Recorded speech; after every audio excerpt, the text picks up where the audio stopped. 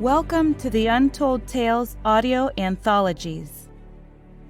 Written by Dr. Jeffrey A. Robinson and narrated by Melissa Del Toro Schaffner.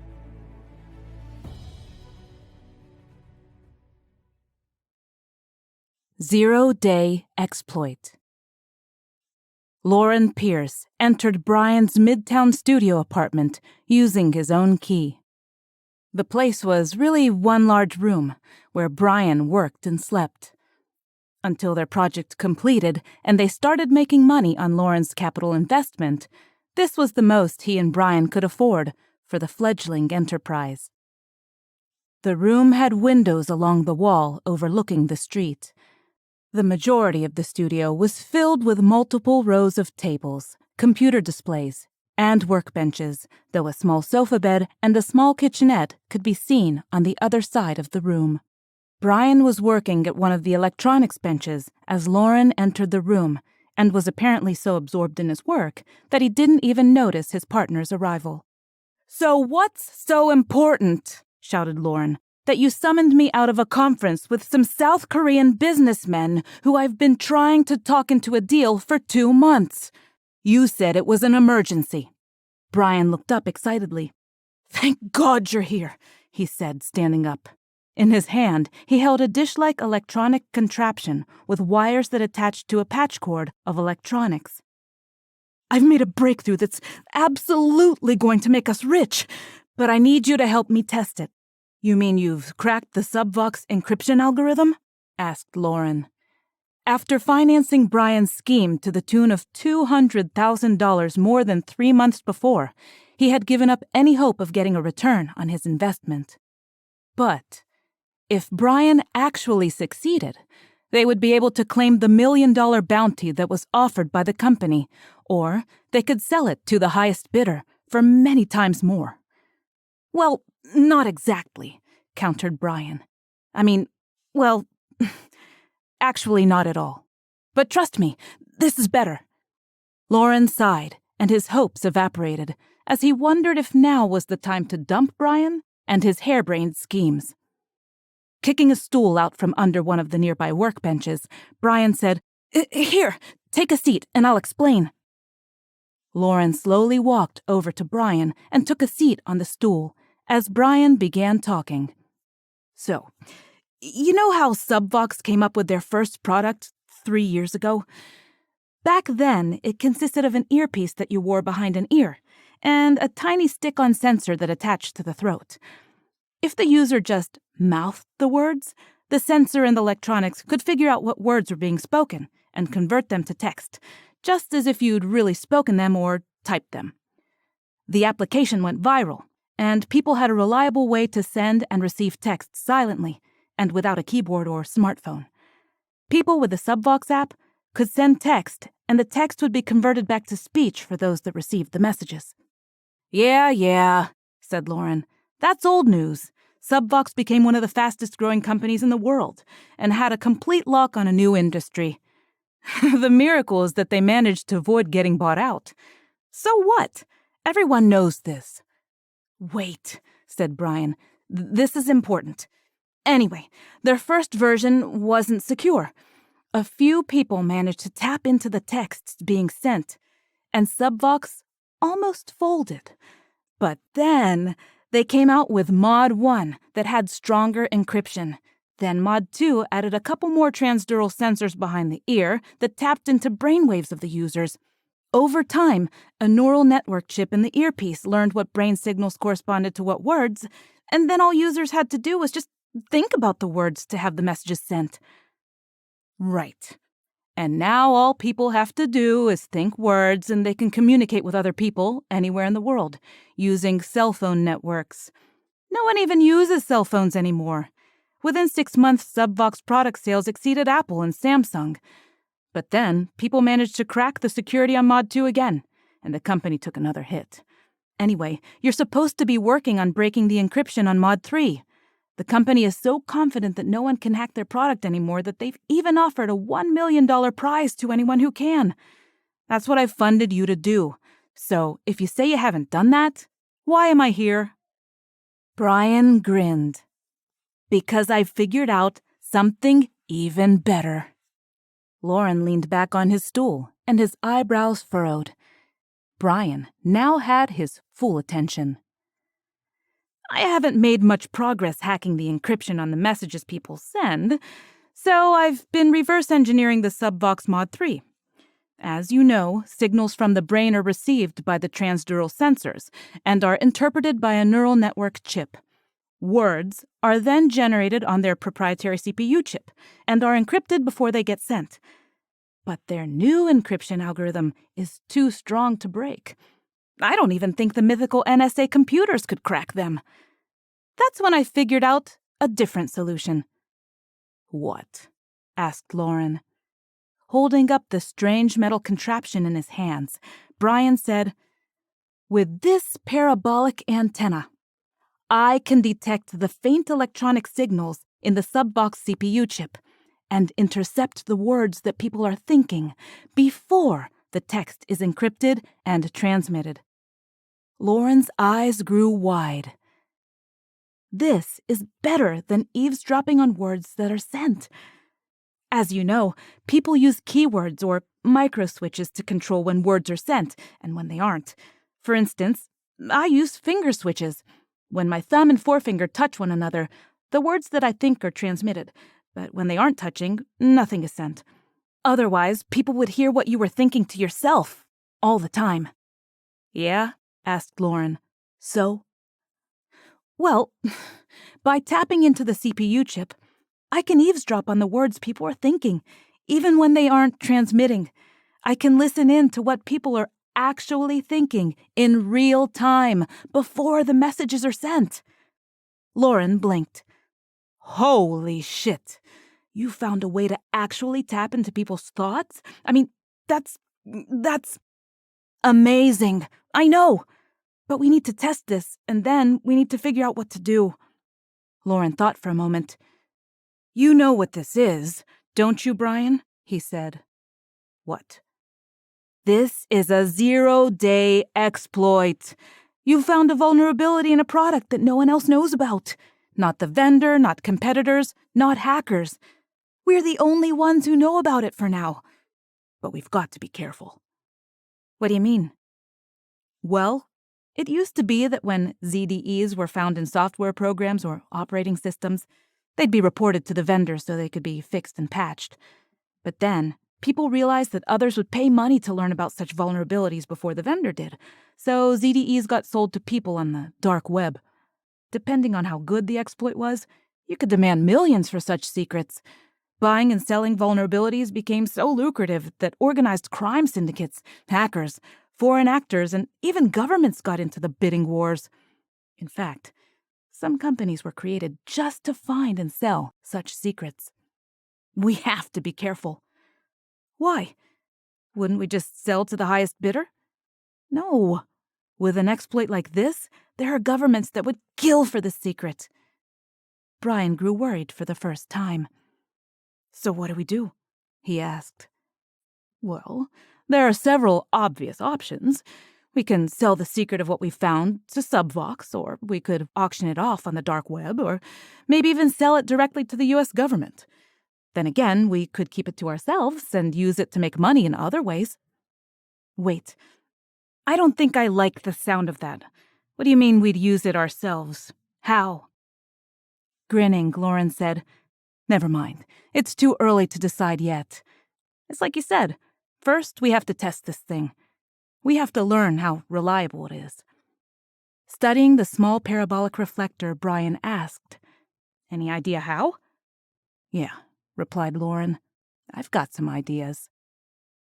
An hour later, Brian and Lauren sat at a table in the food court of the nearby Olympus Mall, a nexus of movie theaters, restaurants, novelty shops, and clothes stores that was quite popular and crowded for a Friday afternoon. Brian felt self-conscious. He pulled up the top of his hoodie and huddled down, trying to look inconspicuous. He had a small chassis of electronics and a battery power supply hidden in the small black gym bag that rested on the table where they sat. Each of them were earbuds with wires that ran back into the bag, but the parabolic antenna stood out. It was about 7 inches across and looked like an oddly shaped mixing bowl with a metal rod sticking out of the middle of it. Brian had fastened it to a handle, and it looked like an alien weapon straight out of a 1950s science fiction movie. "What do I do if someone asks what we're doing?" asked Brian. "Just act natural. Tell them that it's a toy ray gun that you bought at the toy store over there. Say it's for your nephew, and you're just checking it to see if it works. Stop worrying. Eat some of your fries." Brian looked down at the food they'd purchased to complete their disguise, but he wasn't hungry. His mouth was dry, though, so he took a sip of soda from the cup next to him. "You aim the antenna," said Lauren. "I'll adjust the volume and gain. Let's see what we hear." As they panned the surrounding crowd, Brian first focused the antenna on a pair of teenage girls. They walked together, but they looked at the same thing simultaneously and laughed at the same moments. They were obviously talking to one another through their subvox units. Sure enough, when he fixed his receiver on them, Brian and Lauren could hear the two girls talking, commenting on items in the shop windows, discussing boys at school, and telling off-color jokes about them. "Well, that confirms that you've bypassed the encrypted messages," said Lauren. "You're tapping into their conversation directly off their units, and not using the transmitted messages at all." Next, Brian turned the device to another teenage girl, who was alone. When they tuned into her, they found that she was talking nonstop in a stream of consciousness. Brian recognized her behavior as a new fad that had appeared with the Mod 2 units. Some people, narcissists and exhibitionists, turned on their vocalizers to transmit all the time, spraying out what they were thinking to anyone that would listen to them. Most people found this to be extremely annoying and called this diarrhea think, or D-think, alias dirty think, dumb think, or just shit think. Again, it confirmed that they could detect what was being transmitted without even decoding the messages between the units. Scanning other people in the mall, they eavesdropped on thoughts that weren't being sent to others. Hopping from one person to the next, they listened to people talking to themselves, assuming that their thoughts were private and theirs alone. One man was reviewing a list of errands he needed to complete. A youth with what was probably his first subvox was excitedly anticipating the purchase of a new game console and was having an imaginary conversation with his friends for when he would show it off to them. A dour, angry-looking man walked quickly past them, silently grumbling to himself about how his boss had treated him earlier that day. They also noted a few people that they couldn't read at all. Brian figured that they weren't wearing subvox units, so there was nothing for them to tap into. There was an old man and a serious-looking guy in a gray jacket, who might have been a security guard. Neither of them was readable, so Brian moved on. Periodically, they overheard things that they were obviously never supposed to hear. Things people would likely never say out loud. A few times, Brian and Lauren's eyes flashed to one another, and their eyebrows rose in surprise at what they heard. After perhaps 20 minutes, Brian removed his earbuds and turned to Lauren. "Well, that was a pretty comprehensive test. I should have taken notes. But the range on this is better than I thought. I think I can make the antenna smaller and still make it directional using a short coil with a ferrite core. It wouldn't be as bulky and would—" "Wait," said Lauren suddenly. "Move the antenna back to where you were pointing it a second ago." "What?" said Brian, looking at the handheld device. "No," said Lauren, pointing urgently. "Over there." Brian complied, but couldn't find the conversation that Lauren referred to. "Sorry," said Brian. "I wasn't paying attention. I don't know where I had the parabolic dish pointed. What did you hear?"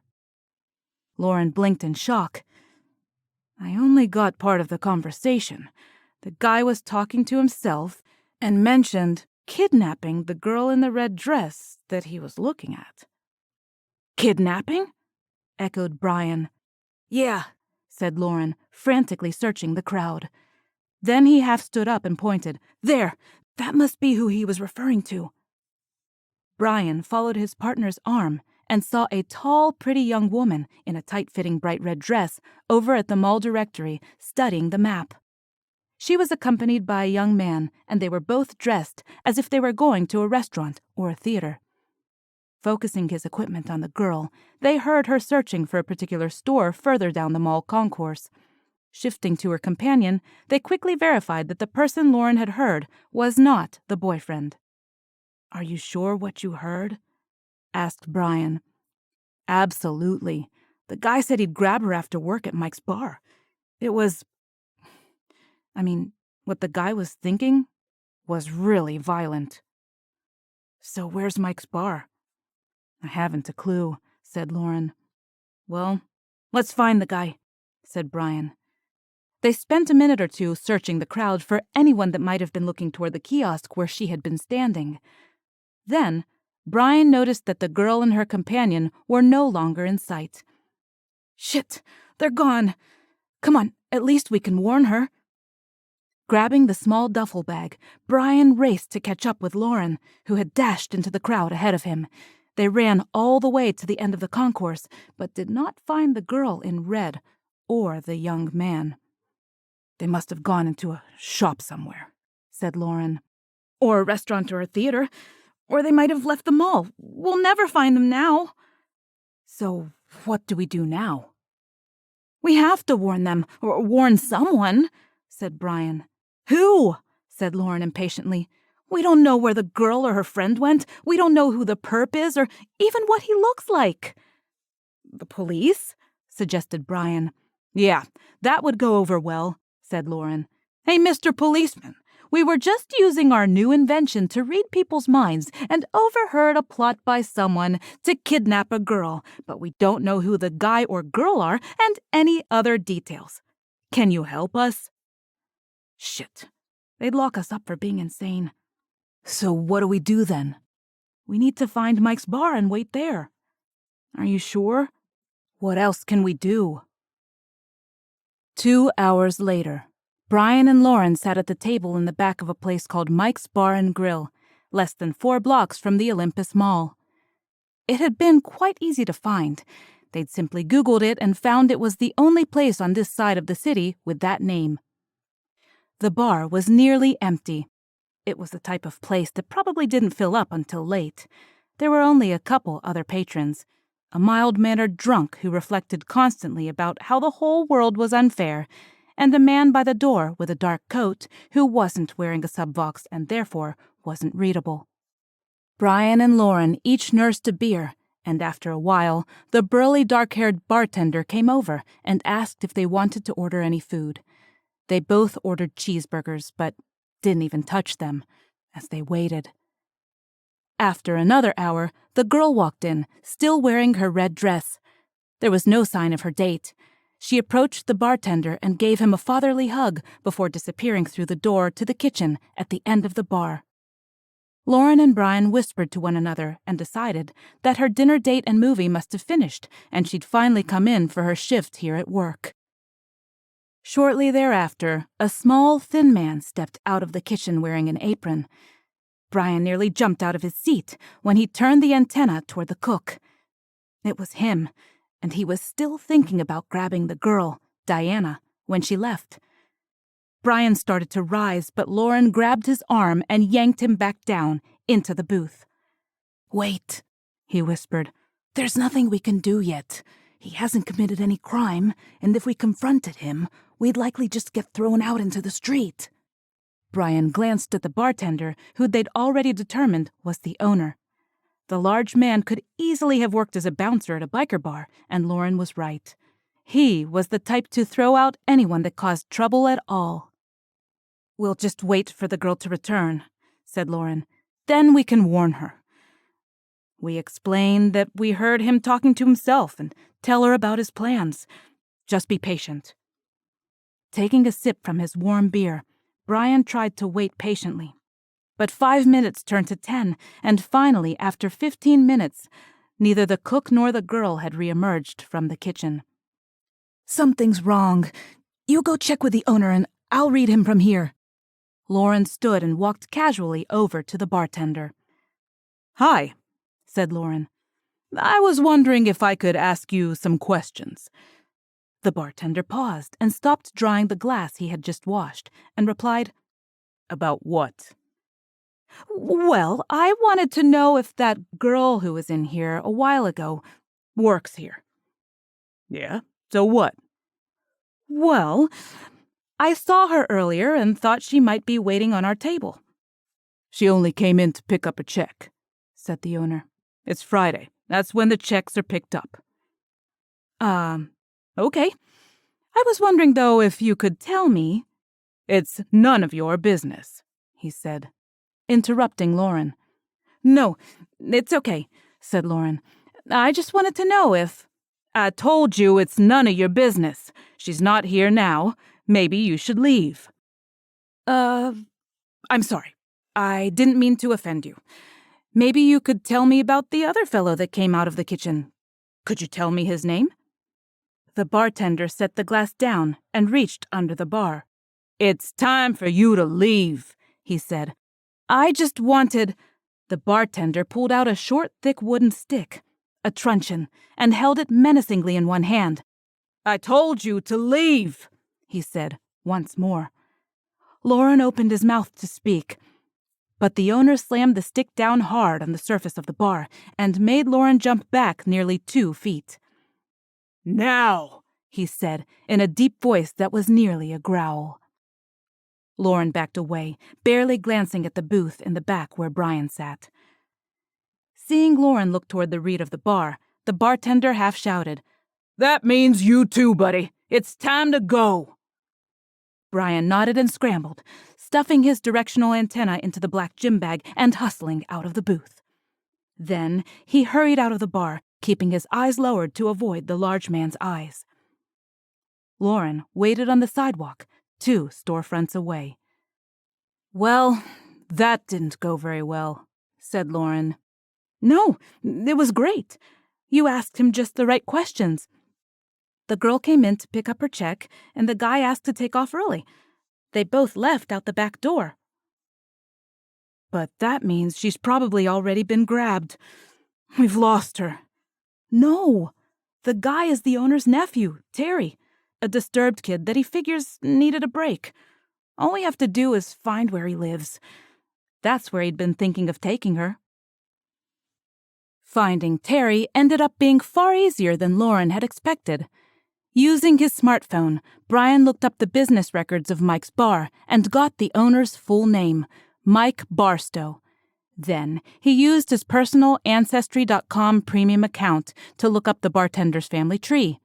After that, it was a snap to obtain the nephew's full name, and a search of public records revealed that Terry had an arrest record of sexual harassment and stalking. Then they found his address in associated court documents and headed right over to his place. Terry's apartment was on the 1st floor of the tenement, but all the windows were shuttered and darkened. However, by turning up the amplifier in the scanner to maximum, Brian was able to confirm that Terry and Diana were both in the apartment and that Diana was still alive. However, she urgently needed rescuing. Finally, Lauren made an anonymous call to the police, telling them about a kidnapping in progress. Several squad cars showed up in less than 4 minutes. The results were predictably straightforward. The police broke in. Terry was arrested and taken away in handcuffs. Diana was rescued and was escorted to the station, shaken and bruised, but otherwise unharmed. No one knew of Brian's or Lauren's involvement, and the matter was closed. After everyone had left, Brian and Lauren walked back to where they had parked their car on an adjacent street. Well, said Brian, that was one hell of a test. Yeah, it sure was, replied Lauren. It also gives us some additional options about what to do with this invention. Like what? Asked Brian, laughing. Like opening up a detective agency to save damsels in distress? Oh, something like that. I was thinking more along the lines of opening an intelligence service agency. You know, industrial espionage. We could make a killing. What do you think? Before Brian could answer, a voice from behind them said, No, I don't think that would be a good idea. The two of them spun around and found themselves facing a large man in a coat who held a gun toward both of them. Who are you?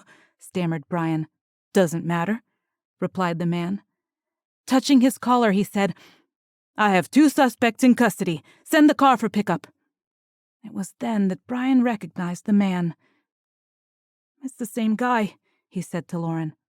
"What guy?" "It's the guy that I couldn't read in the mall, the one I thought was a security guard. It's also the guy who was at the end of the bar at Mike's place. I just didn't recognize him." Lauren studied the stranger. "It's you, isn't it?" said Brian. "You've been following us, haven't you?" The man chuckled, but his weapon did not waver in the slightest. "Well, you have had a busy day, but it's not over yet." "Shit," muttered Lauren. "I just figured it out." "What?" said Brian. "The exploit," he said. "We're not the first people to discover it." Turning to the stranger, Lauren said in an almost accusing tone, "That's it, isn't it? We thought we'd found something new, but you already knew about it. You guys probably discovered it long before we did, and you use it. I'll bet you monitor tech startups who specialize in finding software vulnerabilities, and you knew what we'd discovered as soon as we did. What are you, FBI, CIA, NSA? Tell me, I'm right, aren't I?" "Well, you're right about one thing. You're not the first to find this vulnerability. We've known about it since Mod 1. But you're not going to be able to use it, or sell it, or tell anyone about it." "Wait," said Brian. "You're wearing a subvox. How come I couldn't read you?" Touching his ear, the stranger said, "It's a military-grade Mod 5. It's fully shielded, so you'd never detect its signals." At that moment, a black SUV pulled up and stopped on the street next to them. Then the door opened to reveal 2 more dark-clad men waiting for them inside. As they were forcefully assisted into the van, the stranger added, "The only thing that I will tell you is that there are quite a number of things you've never heard of, like our organization and other technologies and exploits that we protect and control. As a matter of fact, there's one interesting application that you'll soon learn about that people never heard of. It's called memory redaction, and in about 40 minutes, you won't remember your discovery or meeting us or any of the adventures that you had today." "I don't understand," said Brian. "And you don't need to," replied the stranger. "You've had a busy day, but it's almost over." Then the door of the van slammed shut, and the car drove away into the night. Thank you for listening. We love our listeners, fans, and patrons here at Untold Tales, and we hope you love the stories that we're bringing to you month after month on the first of each month. Please consider leaving us a review on Podchaser. Now, we know that last year was not the best year ever, and neither was the one before. But we hope that we've been able to bring you at least a little bit of enjoyment in these challenging years. And we will be working to continue to bring you these awesome stories and building communities so that you can be part of us. As always, we love our listeners, fans, and patrons. Have a wonderful day and a happy, happy New Year.